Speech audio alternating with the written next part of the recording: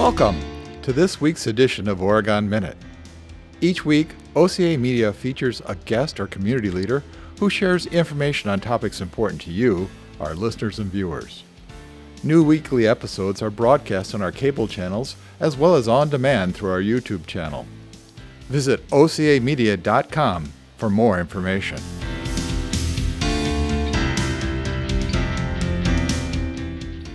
I'm Tom Kirchdoerfer. Welcome to the Oregon Minute. For this week, we have Dr. Leslie Bergstrom, Oregon School District Superintendent. Dr. Bergstrom, welcome to the Oregon Minute. Oh, thank you, Tom. I'm very happy to have this opportunity. Anytime I have the chance to talk about our school district, I light up and I'm ready to go. Great. We're really happy to have you here. To start our questions off, I'd like to talk about recently in quite a few of the Oregon School District's board meetings, a lot of the conversation has been about the budget and the budget process. Could you just talk about what that process is and maybe some of the challenges you faced this year? Mm-hmm.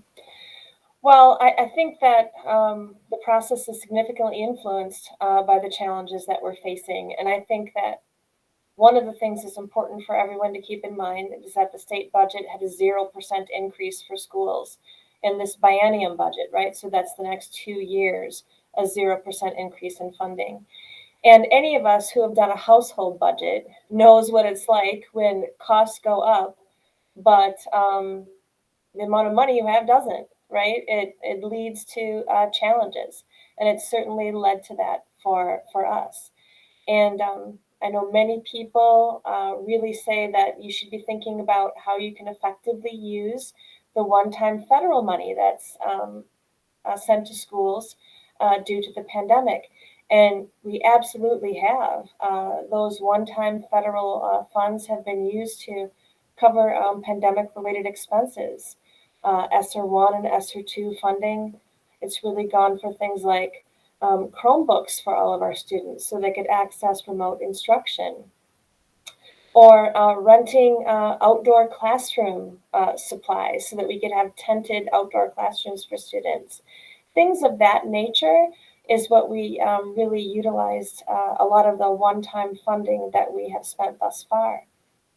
But we also know that when you have ongoing recurring expenses, we really can't use one-time money for things of that nature.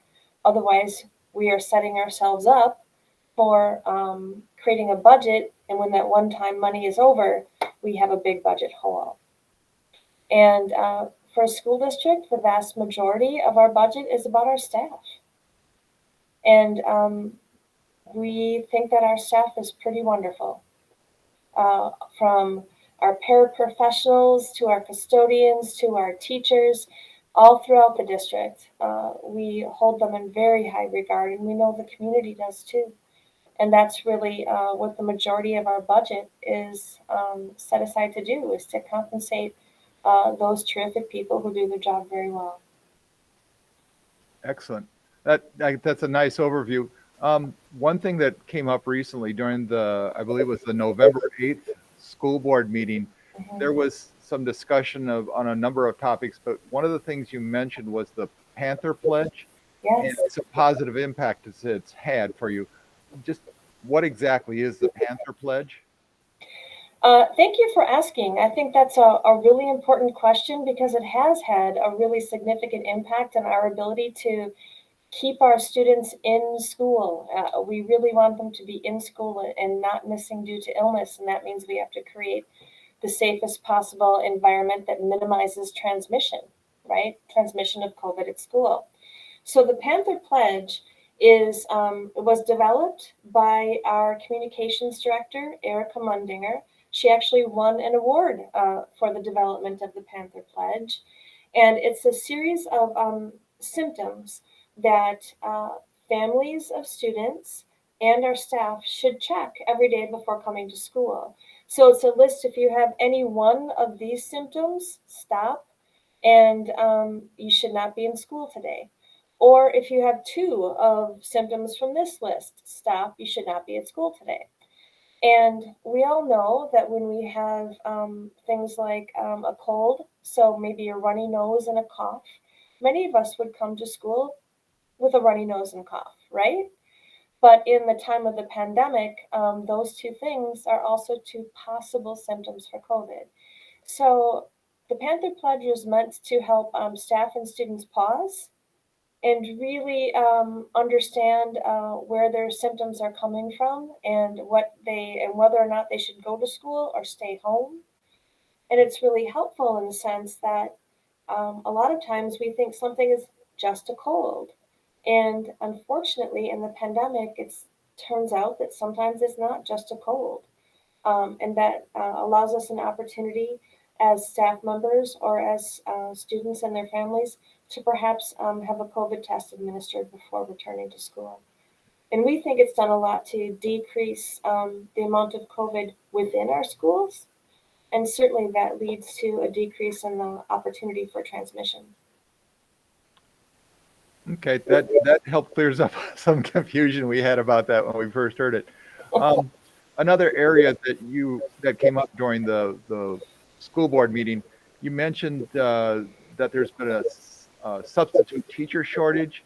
Could you just talk about that and maybe talk about the challenges that are coming because of these shortages? Yeah, another great question because it's really important not just to the Oregon school district, but to school districts across the country. And that really is the fact that there are fewer people applying to be substitute teachers. And there are a variety of reasons for that.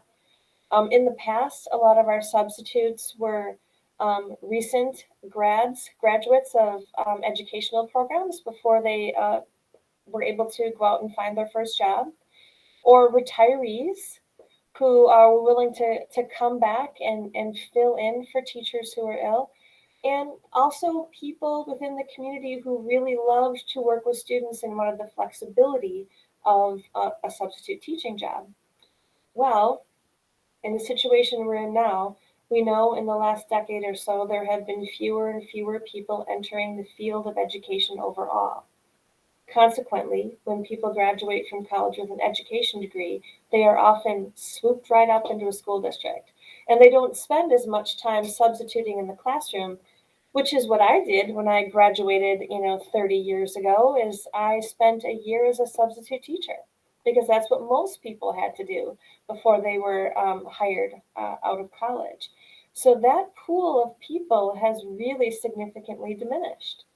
In addition, our retirees, many of them, due to the pandemic, have said, I'm really not ready to come back and be in a classroom.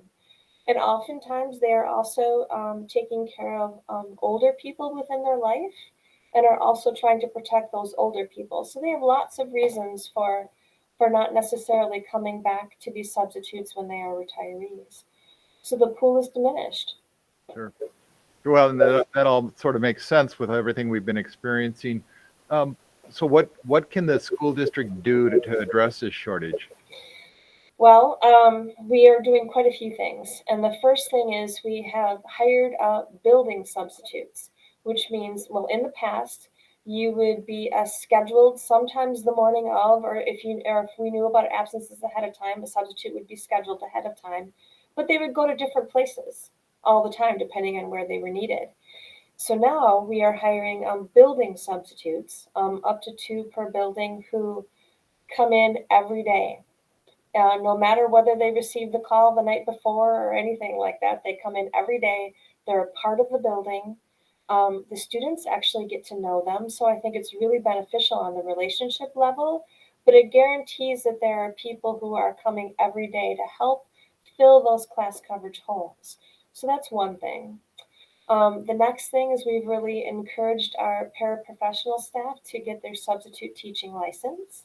So if when we are in a pinch, we may also be able to rely on our paraprofessionals to step in as a substitute when it's necessary. We also have asked staff to cover for one another. And of course, that has consequences too. Our staff are wonderful and they want to be there for students and they want to be there for one another, because everybody who's been a teacher knows what it's like when you're home and you're ill or your child is ill, but the other part of you is worried about what's happening in your classroom. And, do they have the coverage? Are your students still having a good day of learning? So because we all know what that feels like, our staff members cover for one another when we need to have it happen. And of course, we've raised the pay for our substitute teachers. We've raised the very small stipend that we give our teachers for covering for one another. So we try to make sure that the reason people aren't doing it isn't because of money or not having to be financially attractive, but it's a big challenge. Our principals are in the classroom when they need to be serving as teachers, and everybody's pitching in because that's what it takes. But with the labor shortage, there are days when we don't have substitutes for classrooms, and we have to do all kinds of creative things. You mentioned there substitute teacher certification. Hmm. What's the process to become a substitute teacher in the Oregon School District? Well, first of all, I have to say the job's a lot of fun, right? Because the students are awesome. They are so much fun. They make you laugh every day. And we have so many terrific teachers that are there to help a substitute and make sure that the experience is a positive one. So if you're interested, know that it is a fun and rewarding job. And it's pretty simplified as far as the application process. There is an application on our website, so I would invite people who are interested in taking a look at that. And then there is an online course to be certified as a substitute. And we actually pay for your course if you are a sub for us one time. So we're trying to make it really simple for people who enjoy being with kids and are really flexible and really have the value on learning that all of us in education have. Okay, well, that sounds. I think there should be some people who would in our community who would be interested in when you start talking about people who like kids and all of those things. There's a lot of people I know that would enjoy that type of opportunity. Absolutely. So one of the things that's been coming up a lot in some of the other discussion is the growth that's going on in the Oregon community right now. Can you just talk about that growth and how that's impacting the Oregon School District? Of course. We had a growth study done back in 2016 that projected that we would be facing significant growth, and it's for a lot of great reasons, right? For instance, the schools have a wonderful reputation, and that's good. So we know that schools are a draw, but our location is always a really big draw for people too. We're accessible. People living here have accessibility to Madison, but they also have a bit of that small town feel. We know that our downtown has a wonderful feel to it, and it does still feel like a village. And so I think a lot of people think that this is a great place to live, and they're right. And that has led to growth, particularly in the west side of the village of Oregon and in Fitchburg. As a matter of fact, I think it's 58% of Fitchburg's new housing units are within our district. So people want to live in Dane County. They find the municipalities within the Oregon School District to be very attractive. And consequently, even though we're not growing as quickly as predicted in 2016, we are definitely still growing. And we have a growth plan that we will utilize when we know we need to make that next step related to facilities and growth. Have you found that the 2016 plan, has that been pretty much accurate is in what we're expecting or experiencing in the Oregon area? Well, actually, we asked our consultant, it's Roffer's company, they've been wonderful to us. We asked them to recently redo it because as we move through the pandemic and as other factors influence things, we know that the growth is coming. We just know it's coming at a slightly more drawn out timetable. So some of the growth that we would have expected to see in 2025, according to the updated report, it's more likely in 2030. So we are growing at a very healthy rate, but perhaps not as quickly as was predicted 5 years ago. But that is similar to many other school districts in the area too. Sure, sure. So frequently when we talk with families that have just moved to the Oregon School District, one of the things they talk about is the reason why they chose to live in our area is the Oregon School District. Can you tell, just maybe think about a little bit of the things that make people interested in moving here, and what is it about the Oregon School District that makes them say that? Mhm. Well, for the most part, I think when people make decisions to come to a school district, very often it's because they know someone who already has children in that school district. And the people who have children in the district feel really positively about their child's or their children's experiences. So I think often when we're making big life decisions, when we have people in our life we know and we trust and we connect with, and they're telling us about a great experience that they had, I think that's really the pull. And that's why, making sure that we are maintaining super positive relationships with our families and ensuring that our values as a school district are well communicated and are actually lived within our schools. Because when they're actually lived within the schools and people feel that whole child emphasis, and they know that their child is seen as a whole person and not as a test score, then they get a good feeling also about the experience their child has. And when they're talking to someone who's thinking about moving, they talk about that.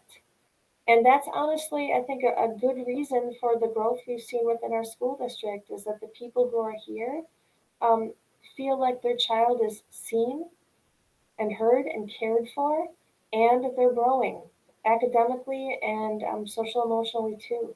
So if parents feel that and they talk about that, it's word of mouth. Sure. So, if any of our listeners or anybody in our audience today have comments or feedback, what's the best way for them to communicate with the school district? hmm Well, if it's just general comments, questions, and feedback, then I would love for them to contact me directly. If people listening have specific questions about something related to their particular child, then we'd always like them to start with the teacher and then the principal. But if it's just really about the school district in general, I'm here. I'm here to answer any questions they have, and I'm happy to, because I want the people in our community to really know about all of the great things that are happening within the district. Uh, I want to thank you for joining us today on Oregon Minute. Leslie, it's been a real pleasure visiting with you. We look forward to talking to you again in the future as we go through these exciting times. Oh, thank you, Tom. It was a pleasure to be here today. Thank you. This is a production of OCA Media. Thanks for watching. If you have comments or feedback, please be sure to provide them to us. Thank you.